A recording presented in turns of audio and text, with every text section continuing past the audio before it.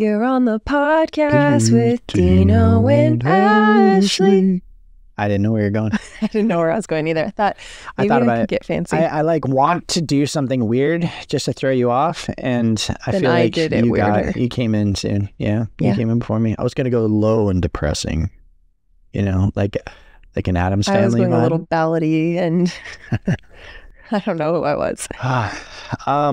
I have a hot take. Ooh, I love when you have these hot takes. As we were in the kitchen making enchiladas, I thought, it'd be good to talk about. I just feel like we need to remind ourselves and our listeners to be bold in our faith. I need this reminder daily, honestly. I know. I do. Especially right now with the climate of the world, everything going on, social media, everyone's afraid to say something, cancel culture. I mean, we're very thoughtful about what we say and don't say. And there's a lot of reasons behind that as well. We feel like our responsibility right now and where we feel called to speak up is just to be a light in a dark place, to be an example of Jesus as much as we can, and not to get in arguments with people. And, I think that you and I both desire is to be impactful. Yeah. So I think that the struggle is to be bold, but also change minds and persuade and to say things or have behavior that is not just like off-putting or shining a light on someone, but saying, hey, maybe this is something I need to think about so that I can have a shift in perspective or a shift in behavior. Yeah.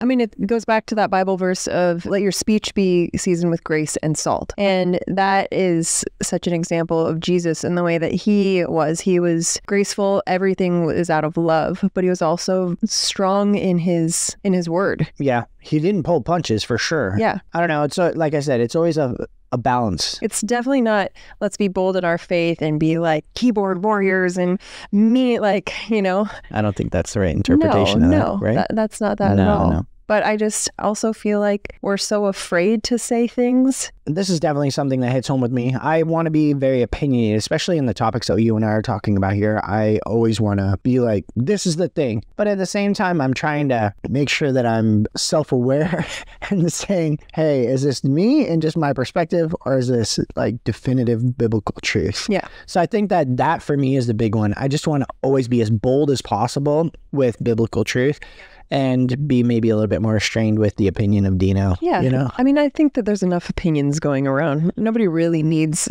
more opinions. But yes, it's in what the Bible says, what Jesus says is truth, and not be lukewarm in our walks with him. Or timid in an area that you should not be timid in. Yeah. Yeah.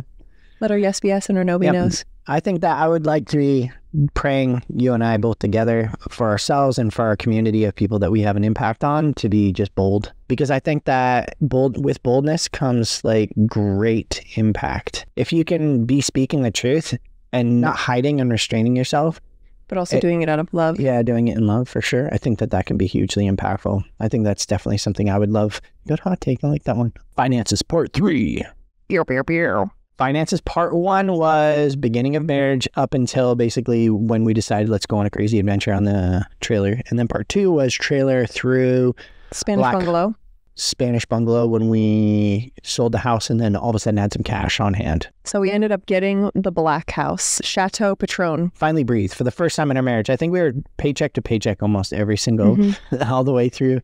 First decade. Yeah. So Chateau Petrone was born out of this black house, the dumpster firehouse, we called it in our book, because it truly was just crazy how everything was broken.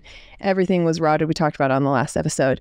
So there was a lot to fix, a lot to do. There was a couple different instances where you and I actually had to dig through the dumpster in that house too to get things out of it. Yes, I threw away something that was really important with our TV into the trash can. Yeah, and the brains of it. You took the TV out, which is great, but all of the part that makes the TV work, that not so much. You were so mad. I was not happy. You were so mad. And the pool guys were there, and they had this like little tractor. Let's tell the whole story correctly. TV came out, the box and all the electronics and the remote control all went inside the dumpster, and then they demoed a chicken coop, or it was I think it was actually a pot house. Yeah. It was a grow house from the previous people. Somebody before, when we bought it, had a grow house out there.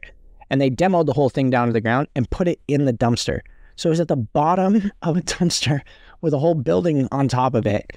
And they were not there any longer. And I had to go in and try and find ways to... No, they tried to move stuff around. I went at first and tried to do it myself. Yeah, and then eventually, they came out and helped me. It's a happy story. We ended up finding the little brains to the TV. It's not a big deal. Everyone's There's actually fine. like a YouTube or long form video of that whole saga somewhere. It's actually on one of our YouTubes. This house was a hot mess, but it was really, really great for us. During that time, it was 2020, and unfortunately, everything got shut down in California. It was the COVID time, and we had basically ripped apart our whole house in February of 2020. Walls missing, sides of the windows gone. The floors were gone. We moved into it this way too. The floors were gone in some of the rooms. Yeah. And animals at night would come up through the floors and then visit us. It was... We could hear them next to Dino, on Dino's side table. They were on the side of the side table there. So we were in the thick of it, and then the world shut down, and luckily we were in the house and we just kept working on it. We had to keep working on it. Then a month later, I got pregnant with Foxy. This whole thing gives me like PTSD. I know. It was a really crazy time for sure. Because you were a machine up until you were like, in this decision, and over here, I'm going over here. And then all of a sudden, I got pregnant. 3/4 of the way through demo / halfway putting things back together, and you got so sick, and we had no more decisions. Yes, and I couldn't make decisions, and we had no furniture in the house, so I was sleeping on our bed. We had the bed, that was it, and just like a little ball, and all these workers would just walk around me and stuff, and I'd just be like, I don't care, I'm gonna throw up right now. Anyway, so the Black House was a really cool house for us because it was just such a cool house in general. It was such a fun project. It was a bigger house, but I did also carry that same mindset in it of, I want to design the house well without adding a bunch of stuff to it.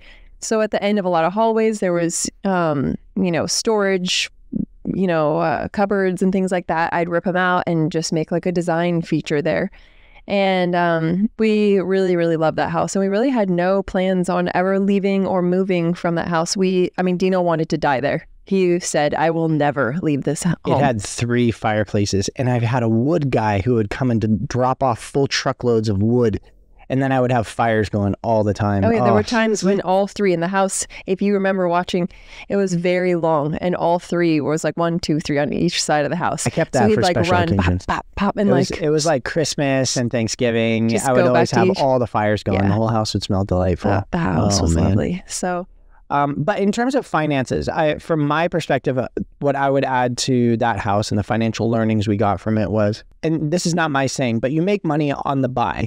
When you are looking and assessing properties, one of the big lessons I learned was I have to make sure that I understand the market well enough to know, is this property something that has an upward trajectory in terms of margin based on our contributions to it, Also, at this time, too, my Instagram was really popping off because everyone was at home. So everyone was watching people online.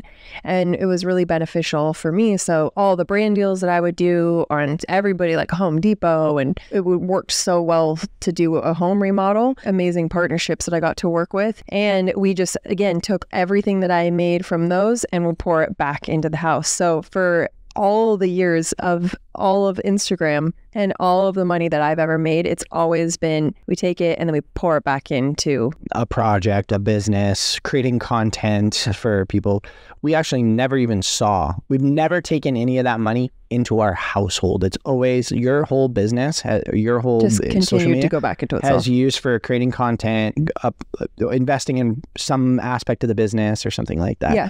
So that's another big lesson I think that I would definitely carry on to others is live as lean as you possibly can.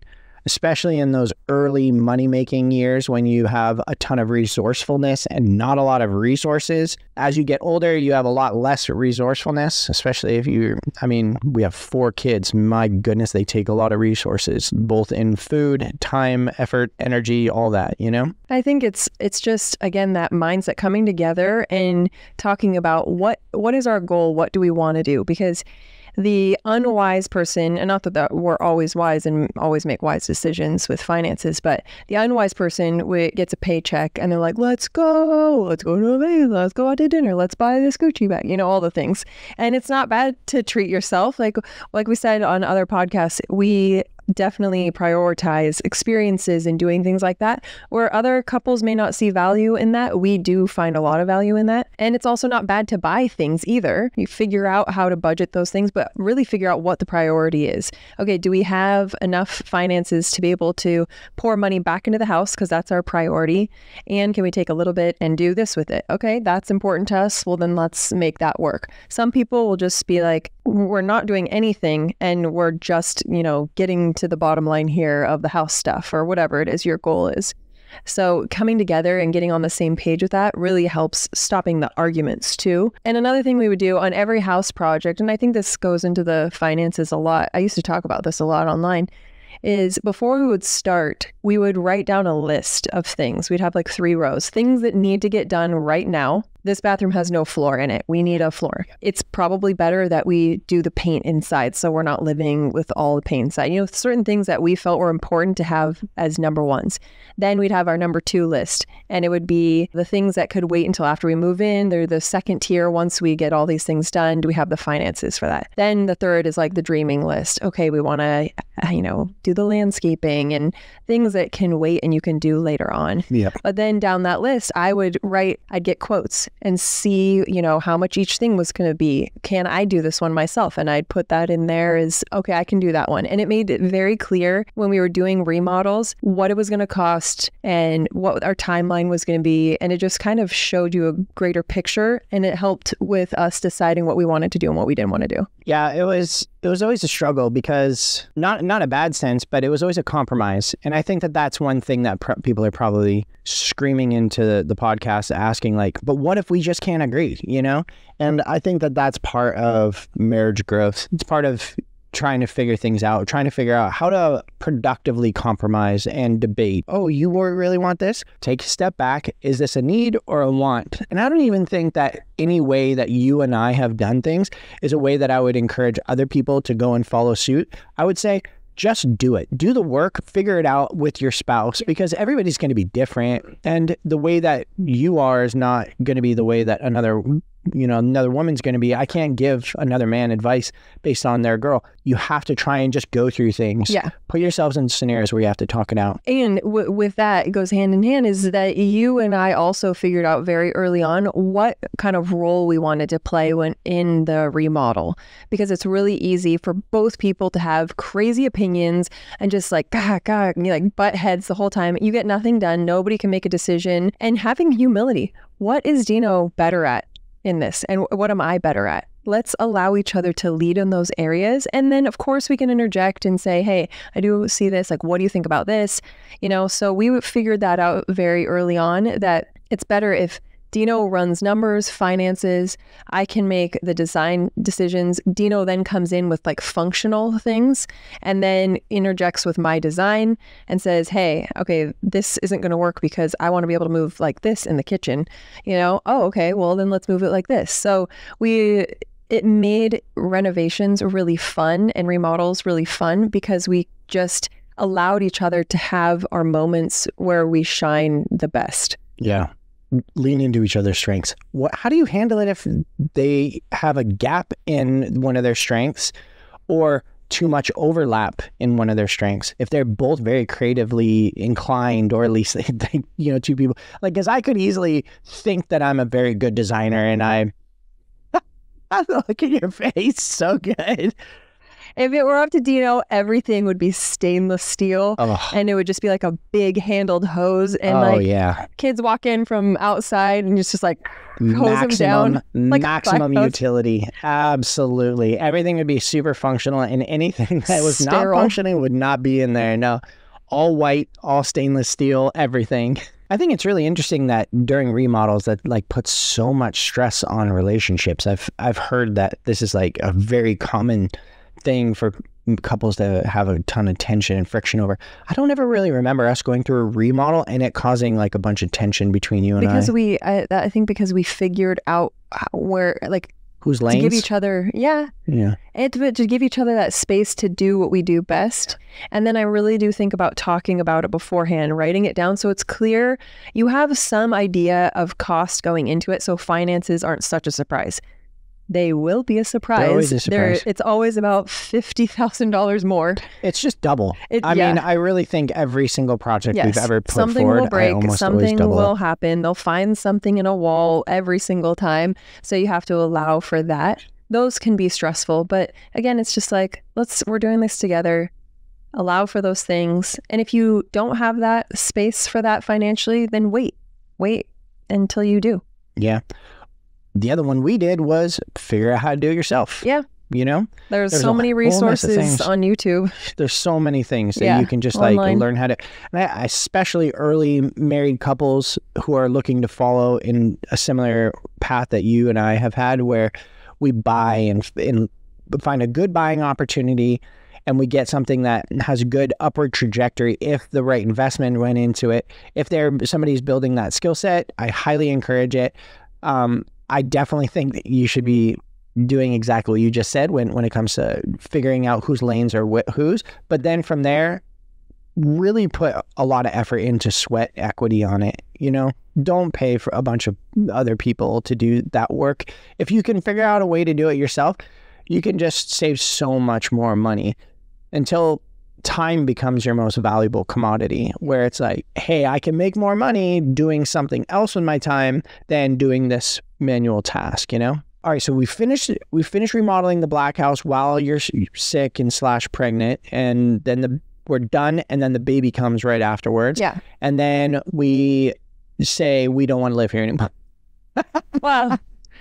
That wasn't that simple. How long were we in that 17 months. 17 months. That's a shocking number. Yeah. We've been here longer than 17 months. Everything is 17 months, except for the first house and this house. Yeah. So 17 months we were there, and that had a lot of things about it. That was for sure God. It wasn't a stirring of discontentment by any means at all. We were so happy in that house. We loved that house. I loved it. We were not happy in the area we were in. Like we said before, COVID was happening and everything had shut down. It was very strict there. Our church had shut down. We just had zero community. Yeah. We had no family there. We started to get into misalignment on some philosophical perspectives on life with our community as well. And that caused just us to feel like we were separating ourselves. Or in hindsight now, what I feel like it was is God was preparing our hearts for something else, the next thing. So it wasn't like, oh, we got to get out of here, let's move sort of thing. Really, it was like, we want to just go on vacation and go somewhere where we can just get out, because we couldn't even walk around outside without a mask on without getting $1,000 fine. We booked we booked a trip to Florida, and I booked an Airbnb on Anna Maria Island. The funny thing was once I booked that trip, and then a month later when we went, it was like God just kept putting it on both of our hearts. You're going to move there. You're moving there. You're moving there. You're moving there. We'd never been, I had only been to Florida when I was little once, right when we got off the plane, when we came on vacation, we both just knew that we were going to move here. And that was a really cool thing, because Dino thought he was going to die in that black house and never ever sell it. And I just love how God is just so much greater, and so he's going to do what he wants to do, whether we are like, we can white knuckle things as much as he wants. And he's like, no, boop. Yeah. I think you and I have always had the perspective when it really comes down to it of, all right, I'm down to do the next thing because I know this is going to be more fun. And especially since we moved out of that first house and into the trailer, you and I have always said, hey, when we're obedient to whatever God's stirring in us, that is when things are the most fun. Always. It's always the most enjoyable. Because you get to see the fruit of what he's doing in us and how much growth we've had since, I mean, even in the last year. Just every time we're obedient to him, he teaches us and he grows us. And it's so rewarding that it just is exciting, even though you know that it's not going to be easy and there's going to be difficulties along the way, but it's just exciting to just be a part of his will. So next thing is we're on vacation here. We're going to look for a house on the island, driving around, drive by this cute little motel. And we thought, what if we bought a motel? What if we had like an inn? So somebody that was following me reached out to me, and she was a realtor, and she said there's a little 4-unit inn on Anna Maria. I have to show you guys.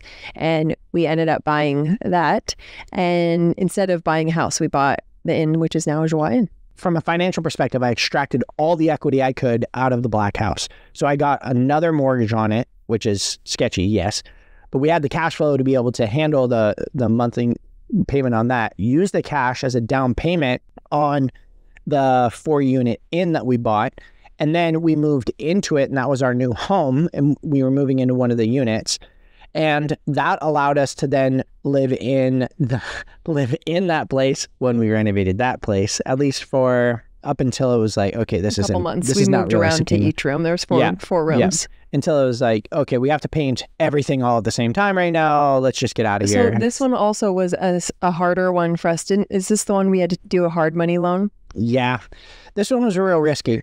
Yeah, it was really risky because I had to get a third position loan to make it all happen. So I had a primary mortgage, a secondary, which was a big fat home equity line of credit. And then I had a third money loan, which was, they call it a hard money loan, which basically means you're going to pay a whole bunch of money on this thing. You had to pay money just to get the money. So let's say even numbers, say you borrow like 100,000, they immediately make you owe 108,000 immediately. And then you also have to start making payments on that. And it's not a small amount that you had to do, but we needed it to make this deal move. And when I ran numbers on the place, the way that I looked at it was I said, okay, I know there's a gap here in the financial market because I'm looking at these properties, and on the island, I can see what the rates are that the places are charging. And I can see then what this place is going for. If it were going to be like a residential place, then it would be at one price, but in terms of residential to cover the mortgage payment on it, it would be at one price. But the rental market is so much higher, and there's so many people that want to come visit because it's a tourist spot, a vacation spot, that I was like, wait a minute, the numbers here actually don't make sense. And I was like, okay, we can definitely make money off this place. And that just came from me. Number one, I did go to school for finance, but I don't use too much of my finance schooling stuff day to day. It was really just a matter of me very quickly running numbers on it to discern how much is it per night on this place that we would have to charge for somebody. And there's 4 units. And if we had 70% occupancy, plus minus the overhead costs on it, it's like, okay, wow, there's an insane amount of potential margin in this. And when I first ran numbers on it, I must have done something wrong because the numbers looked too good on this property. It turns out like I was almost spot on to where we were. So it was worth the hard money It loan. was totally worth it. It was a risk, but it was calculated. So I'm like, I knew, okay, I'm fine losing money in the short term to make more money on the long term. Yeah. So we still had not sold the black house at this point. We still had that house, and we were renting it on Airbnb. And Dino's hope, I mean, both of ours, but mostly yours at that point, you were just hoping we would keep that house forever to go back to it. Yeah. And we were cash flowing. It was cash flowing. And I had this dream of, okay, if we continue to build up a portfolio or a stable of people that want to use it all the time, whatever, it will just pay for itself and eventually have a very large demand for it. And we obviously have limited supply, and then we can increase pricing, and we can it'll really cash flow because that place was so sick. It was so sick. You could have done weddings back in there. You could have had events. You could have done photo shoots and videos and movies back there. What is happening? All these things. I had dreams. Okay. You're pimping out our house. You did. You put it on a website. I forget what it's called, Gigster or something like that. People could go and rent it for movies and stuff. In any case, I had dreams. And I still wish But the dreams were squashed because we needed to buy a house here. There is a limit. There's a limit to how much debt you can get. And I knew we could afford a house payment, but all the banks won't give you past a certain loan to value on your properties. And I didn't have enough history of cash flow from both the inn and the other house. So they're like... And also running the numbers on what we purchased the house for and then what the market was at. It was such a big profit that we thought this just makes so much more sense to sell it at this point. And we are so far away from it that managing a property like that, and it was very big. It had a vineyard in the back and we had to have the vineyard serviced all the time. Yeah. And that was burning out the manager too. We had a property manager and she was constantly having to go up and down there, and it wasn't cash flowing enough for her percentage that she made off of it. It was in a good trajectory, but she was like, hey, this isn't really worth my time. Yeah. So it was okay, we'll sell that place, actualize all of the money we made off of it, lose almost all of it in taxes, which is, man, super fun. I wish I was really good at tax strategy, but I'm not. I ended up just always paying, because it would have been great. California was a real jerk. Yeah. So we sold that place, took all the equity out of it, used it all then on a down payment to buy this place. There was an amazing opportunity, very much God.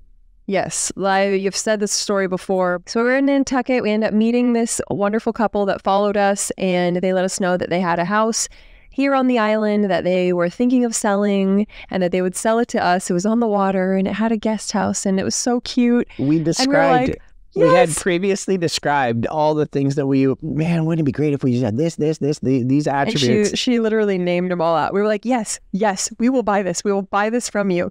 And so we ended up buying it off market from them, and it was great. Yeah. No realtor commissions. Yeah, I learned how to do that. If you're ever curious, you don't have to have a realtor. All realtors are going to hate you right now. Yeah, I know. You don't have to have a realtor. If you can negotiate with the seller, and there's a high probability that if you know or trust this person, you know that it's not going to be a tumultuous situation, you can just get an attorney. I used an attorney out here, and it was a flat fee. It was very inexpensive. It was like $700 to have the whole transaction handled, including all the escrow and things like that. So yeah, there's always little tips. I figured I'd throw that one out there just in case somebody wanted to know how to potentially maximize a good deal, you know? Yeah. So we ended up getting this house. And so at this point we had this house, we have the inn, and then another stirring happened. Yeah. Ash then found she had a desire to start a retail side of things, and she was doing all kinds of stuff online, selling through a .com, and we were shipping out of our home, which was really fun. That was fun. That was fun. You gave such a terrible intro to in terms of my remembrance. It was such a beautiful time. It was a beautiful time. I think my favorite was coming home and the entire living room being filled with boxes, and the whole family room full of boxes, and all of Gabe's room being full of boxes. Let's go back, because the reason behind this was, at this point, we're here in Florida. We have the inn going, and I have been on Instagram now for, I don't even know, 7 years at this point. I also have a baby that's getting a little bit older. I have my kids home with me. And what do I want to do with my life, basically? And how do I want to spend my days? Do I want to continue to do ads for people on Instagram? Is this the life that I want to live? And let me tell you, it's not a bad life. It's such a blessing. And I'm so thankful that I've had the opportunity to do that. This is not me complaining about it, but it also does steal a part of your soul. So depending on the person, but yeah, I'd say most probably. Yeah. I would say not depending on the person, 100%. Literally everybody I know. I like the boldness. Be bold. Yes, you can do it, but there are parts that steal your soul. Some people can handle it more than others. Some people, they're okay with it. I just was trying to reprioritize how I wanted to live life. And one thought was, man, I've been online for so long. I want people, what I love is we started doing block parties here, and we'd meet so many people and they'd come out.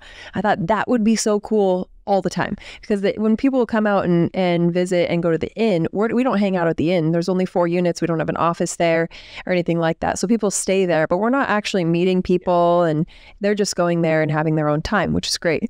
And I just kept feeling like this community thing, that I wanted something with community. So, and we wanted to diversify. And we wanted to diversify so that if I'm going to be selling something, why don't I sell my own stuff instead of selling something for somebody else, where I have to record something and they get to then critique it and say, no, say it this way. No, why don't you do this? And it's like, it gets exhausting. I don't want to do that. I want to have my own voice, and I want to, so I really wanted to diversify. And that's something that we've always been really, really big into, is just diversifying. And that was one of the reasons for the inn as well, is that I don't know what's going to happen with Instagram. I don't know if it's going to, there's been times when it just shuts off for a day or two, or I say something and everybody goes away. Or the algorithm tags decides it as it being offensive. Yeah. And my gosh, there's so many things. And I'm basically, everything that you have built when you're an influencer is just in the hands of an app. And at any point, they can just decide that they just are not a fan of you anymore. So it was always really important to us years ago just to start diversifying, so that the work that we had been doing was actually going to last for a long time, have a lifelong thing. So that's how the Fox Mercantile became. This was a different one for us. I think that I actually, sorry, but I feel like I want to do part 4. Oh my goodness. Oh. People are just like, enough with the finances already. No, I think I agree. I think we need to talk in depth about the current situation and some of because I think that people from the outside look at us and will probably have the perspective of, wow, must be nice to have everything just go great. Because you and I, yes, we will talk about some of the harder things that go on and the struggles and the growth opportunities we've gotten in things. We've kept a lot tight. But especially with the Mercantile and this last phase of all the things that are going on, we've just not necessarily shared. Yeah. I think that the Mercantile one needs its own, honestly, because it's not just about the finances for that one. There's just so much in this last year that God's really taught us and stretched us in.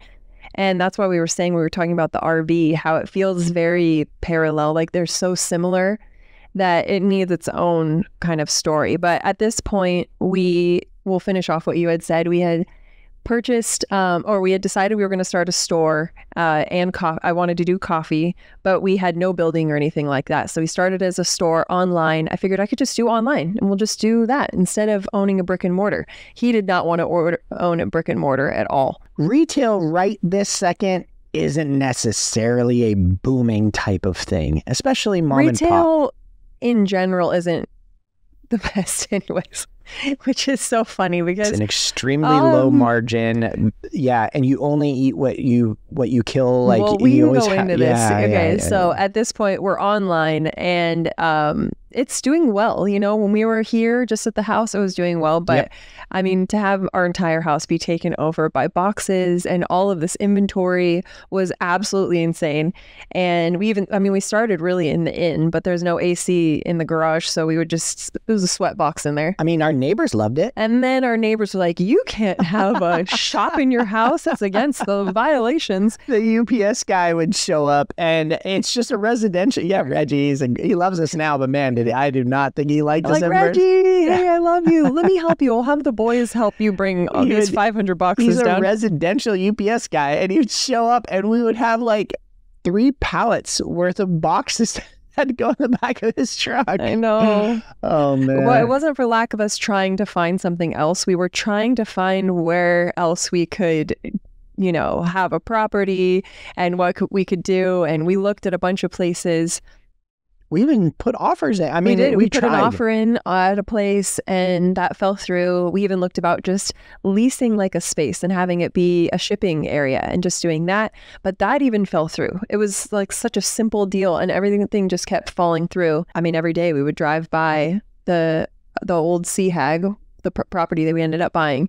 And just one day I was like, I got to go look at that. I think we should take a look. Eric, one of my best friends, and his wife, they they constantly were like, have you guys looked at the sea hag? We're like, no. And then all of a sudden we're hanging out one night and Ash's like, guys, have you seen the sea hag? And Eric's like, I knew it. I told you. I know. But so Ash decided this was a property that she was interested in. And then I'll just wrap up by kind of giving an explanation of how we pulled it off. And then we can maybe talk about all of the financial earnings from the mercantile on the next one. Yeah. Anytime you acquire a property, you have to put a bunch of money down. So it's always that's always the problem. You have to figure out, how do I get a big chunk of cash to be able to acquire this property? And then after I get the property, how do I afford the monthly payment for the place? So it's a cash flow problem and it's a liquidity problem. So I could have gone and gotten another mortgage on one of the properties and pulled equity out of those things. But instead what we did was we actually leveraged prepaid rents. So this was kind of a cool thing that you can do, is if you own a property and the property is rentable in the future, the inn, and you're not on something like Airbnb, which we are not, we hold that onto that cash, and I can, because I have that cash of rents that are going to happen in the next 12 months, I can use that to leverage against a down payment on a property. So that's what we did. We basically used prepaid rents to put as a down payment on the Sea Hag property, or now the Fox Mercantile. And that allowed us that down payment to be able to put our 20% down, and then we could get going on that business, you know? Yeah, there's all kinds of strategies that you can do when it comes to acquiring a property. One of the other ones that we were looking at doing, because what I wanted to do at this time was I wanted to stay in the same business. I said, hey, we have now finally gained all these learnings of fixing and flipping and real estate market for rentals. Let's just stay in the real estate rental market. That's boring. You know, it's really annoying on my part. But if I can have a vision for something and I can design something super easy, if my heart is in it, if I am in it, then I can do it. If I'm not in it, and to me, that I would like to say that's like God puts my heart into it. He is the one that gifts me with the vision. It's not by my own doing, because without it, I'm like, I don't know. Okay, sure, it's fine, you know? But when he wants me to do something, I have no issues and I can just like execute. I can see the whole thing. And so I have to just give it to that. Dino wanted to do more rental properties and we'd go look at some and I'm like, I don't know. Sure. The numbers are incredible on this. Any chance I can get you to buy into this? I'm just not in it. I don't see it. And I get it. I totally am the same way. If I'm not passionate and excited about something, then I can't, my skills don't turn on, you know? And then I'm, okay, sure. You know, we're sharing all these things too online. I can't share something either if I'm not in it. You'd know, totally. It'd be so boring, and I wouldn't be able to do. Another house I'm doing. House. No, I mean, I think it's really cool to look back and see that has been a gift from the Lord, that He's just equipped me and given me the visions to be able to do things. And without it, I'm just a simple gal. Amen. Yeah. I like you. I like simple gal. Simple gal. All right. So now we'll go. I feel like that was like a really great finance, the three of those. Now we're going to go into it's also going to be about finances, but it's also just about what God taught us this last year. Yeah.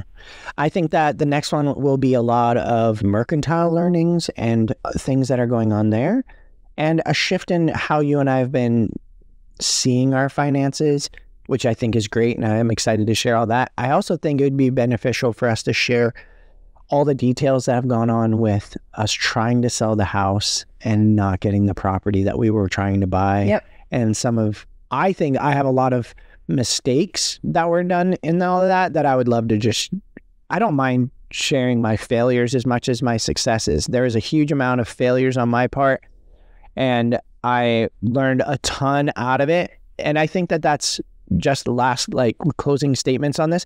You will gain an immense amount of knowledge by trying things and failing.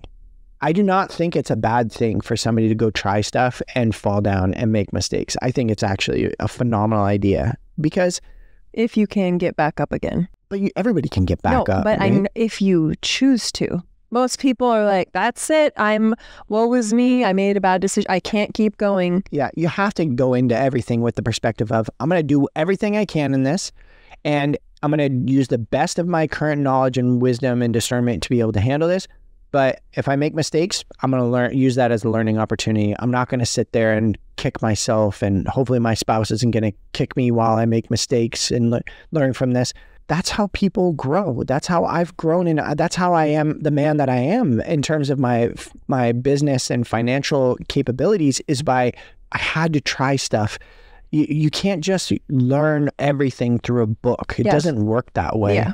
You know? 18 years ago, you would never be able to make the decisions that now you has made, because you've made so many other decisions leading up to it that have all built you into the man that you are today. Yep. And you have to, and some of them have been great, and some of them have not been great. And we just keep going and keep trying.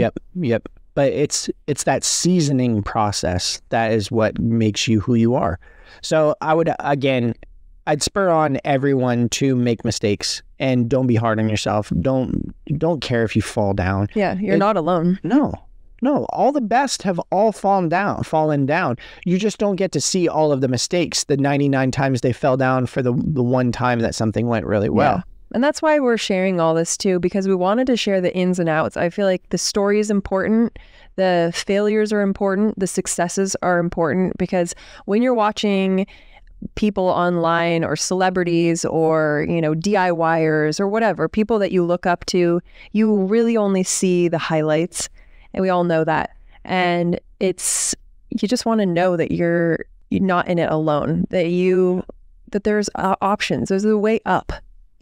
Yep. So that's my big encouragement. All the best have all fallen down more than they've succeeded before they succeed, We're definitely no different. Yeah. And even after you've made good decisions, you're still going to continue to fall down after that, It's part of it. Just be tight with your spouse. Don't be hard on yourself. See it for what it is. It's an opportunity, not something that's going to destroy you. Yeah. So I think that's the big thing too, is through all of it, we continue to lean into one another, lean into the Lord and lean into one another, because that's what we're doing, life together. So we make mistakes sometimes together. We have successes together, and we go through all the highs and lows together. And that makes us so much stronger. That builds our depth of intimacy. It just all is a beautiful thing. Get nuts with your spouse. Go get crazy. Do some financial risky type things. Be calculated. Don't be stupid, but get nuts. Go adventure, I would so love to build a community of people that listen to this podcast and are inspired to go do crazy hard things, sweat, blood, and tears through all of it, and bond with your spouse through all of that. Utilize it as a learning opportunity on finances. Use it as a learning opportunity on how to manage stressful situations with your spouse. But don't just sit idle in your marriage. Don't sit idle in your life. Just that, because we lived that way. I lived that way for a long period of time. So it's not me saying this from a preachy perspective. It's me saying I sat and did nothing for a long period of time, and I regret it. I wish that I was adventurous during that time. I wish that I was risky. I wish that there was more than just, I'm going to go do the things so I can sit around and do nothing, or the same things. So I really hope this is inspiring to somebody. I hope that people can get excited with their spouse. We will absolutely be praying for alignment. That's the big one that I think that I'd really love, is just to have anybody who's listening to this to get into alignment with their spouse. And I know that can be hard sometimes. And I know there's probably just a husband who's listening to this, or just a wife who's listening to this, and they can't get their significant other to come alongside and do things with them. Don't give up. Keep praying for your spouse. Don't nag on them, just keep leaning in and serving, and all the things. And we'll be praying alongside you guys. Yeah. So, okay. One more, Finance 4 coming up.